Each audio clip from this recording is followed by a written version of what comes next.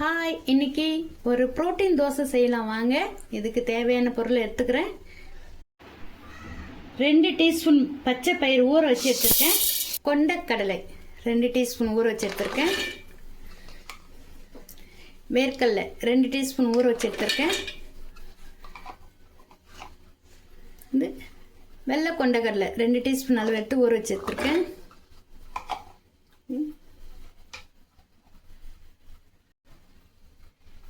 சிறுபருப்பு ஒரு 2 டீஸ்பூன் அளவிற்கு ஊற வச்சு எடுத்துருக்கேன்.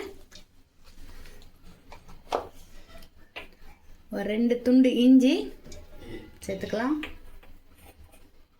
ஒரு 2 துண்டு பூண்டு சேர்த்துக்கிறேன். 2 வரமிளகாய் சேர்த்துக்கலாம். இப்போ அரைச்சிட்டு வந்துடலாம் வாங்க.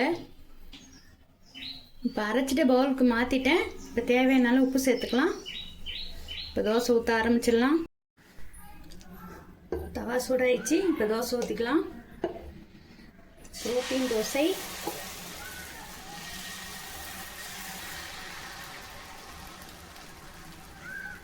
வெயிட் லாஸ் பண்ணுறது நல்லா ஹெல்ப் பண்ணும் இது.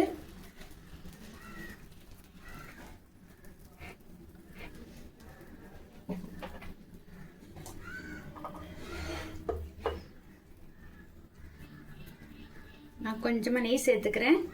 நீங்கள் வெயிட் லாஸ் பண்ணுற மாதிரி தான் நெய் சேர்க்கக்கூடாது. நெய் சேர்க்காம தோசை ஊற்றி சாப்பிடுங்க.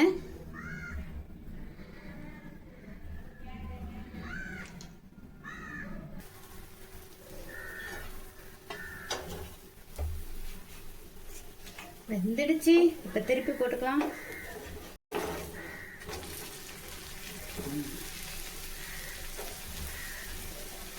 கொஞ்சம் வேகட்டும். வெந்துடுச்சு. பிளேட்டுக்கு மாற்றிக்கிறேன்.